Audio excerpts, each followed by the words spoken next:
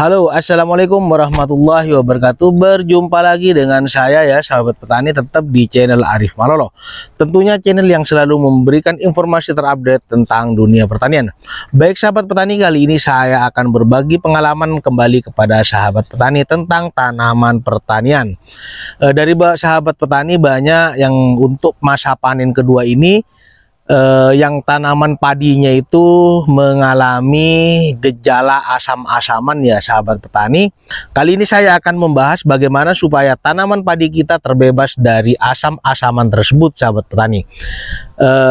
Sebenarnya asam-asaman ini juga bisa dilalui dengan menggunakan penyemprotan ya, dengan beberapa obat-obatan sahabat petani, tapi tidak hanya dengan melakukan penyemprotan saja sahabat petani, tapi ada beberapa cara yang harus dilakukan oleh sahabat petani untuk mendukung supaya tanaman padi kita itu tidak lagi mengalami asam-asaman sahabat petani. Biasanya padi yang terkena serangan asam-asaman ini akan menguning ya sahabat petani, tambah lama bukan tambah hijau. Maka nanti saya akan berbagi pengalaman kepada sahabat petani bagaimana cara menanggulangi atau menghindari supaya tanaman padi kita atau lahan tanaman padi kita itu terbebas dari asam-asaman. Baik sahabat petani, seperti biasa jangan lupa di subscribe, like, komen, dan juga tekan tombol loncengnya supaya sahabat petani selalu mendapatkan notifikasi terupdate dari channel YouTube saya, tetap di channel Arif Malolo. Yuk langsung saja saksikan. Baik ya sahabat petani, kali ini ya tanaman padi yang terkena asam-asaman sahabat petani. Biasanya ciri-ciri padi yang terkena asam-asaman sahabat petani, pertumbuhannya itu tidak normal ya sahabat petani, dan daunnya itu mengalami pucuk daun mengalami kuning seperti ini sahabat petani. Itu karena disebabkan asam-asaman yang terjadi pada tanaman padi kita sahabat petani. Ketika tanaman padi kita menguning seperti ini, jangan langsung sahabat petani memvonis bahwa tanaman padi kita ini terserang oleh jamur ataupun hama pada tanaman padi sahabat petani. Ini disebabkan karena asam-asaman yang terkena di lahan tanaman padi saya sahabat petani.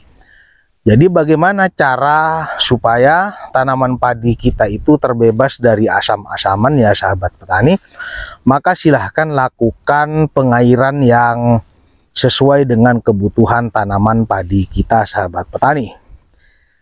Jadi asam-asaman ini bisa karena unsur yang terkandung dalam lahan tanaman padi kita itu berkurang sahabat petani, atau memang karena tanah kita itu karena cemik sehingga tanaman padi kita itu tidak terlalu membutuhkan banyak air. Karena sahabat petani salah beranggapan bahwa tanaman padi itu sering dilakukan pengairan maka akan membawa perkembangan yang bagus pada tanaman padi kita. Jadi anggapan itu tidak semua kita aplikasikan pada semua jenis tanah lahan tanaman padi kita sahabat petani. Jadi kalau lahan tanaman padi kita itu mengalami asam-asaman seperti ini, maka kita harus melakukan pengairan yang tidak terlalu berlebihan juga ya sahabat petani. Jadi lakukan pengairan sebutuhnya saja. Terus terang sahabat petani, untuk lahan saya ini sudah sekitar 1 minggu tidak melakukan pengairan ya sahabat petani. Biasanya kalau lahan tanaman padi kita itu mengalami asam-asaman seperti ini kalau dilakukan pemupukan terlalu banyak dosis, maka nanti bukan perkembangan tanaman padi kita itu akan menghijau, tetapi akan berubah menjadi menguning ya sahabat petani.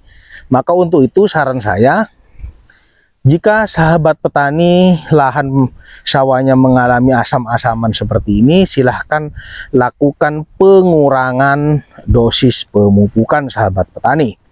Kalau sahabat petani menggunakan pupuk urea, silahkan yang biasanya sahabat petani itu menggunakan 25 kilo per setiap 1000 meter persegi, maka silahkan lakukan pengurangan dosis sehingga hanya menggunakan 15 kilo saja sahabat petani.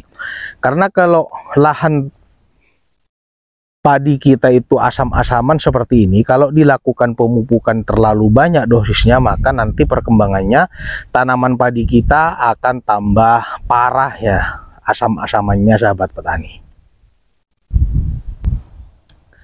Kalau bisa, saran saya jangan melakukan pemupukan menggunakan urea sahabat petani, tetapi menggunakan Ponska saja. Karena kalau urea itu unsur N-nya itu terlalu tinggi sahabat petani, nanti akan membuat tanaman padi kita itu asam-asamannya tambah parah ya sahabat petani ya. Jadi lakukan pemupukan menggunakan Ponska saja sahabat petani.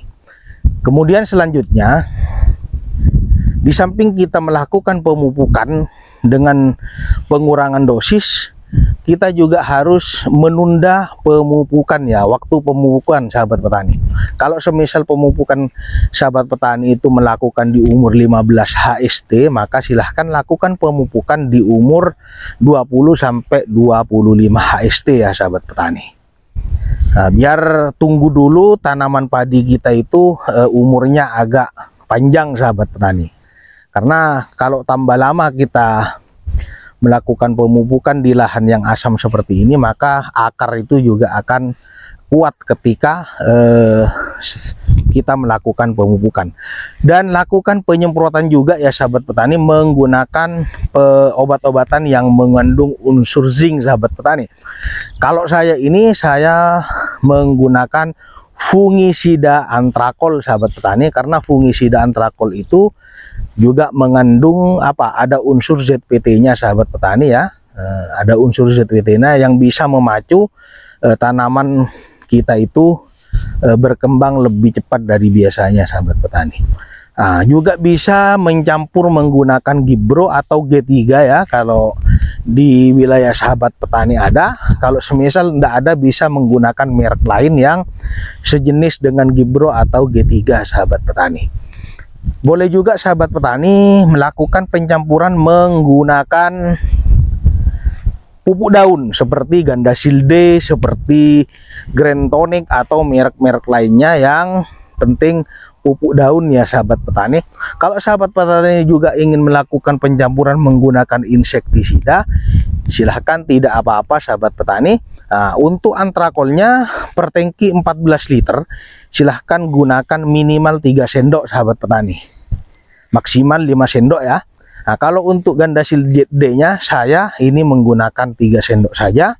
Dan untuk Gibronya per tangki saya menggunakan 1 sahabat petani, 1 saset Gibro ya sahabat petani. Jadi itu ya sahabat petani, berbagi pengalaman dari saya terkait dengan bagaimana cara merawat dan menanggulangi asam-asaman yang terjadi pada lahan tanaman persawahan kita. Yang paling penting, silahkan kurangi pengairan sahabat petani ya.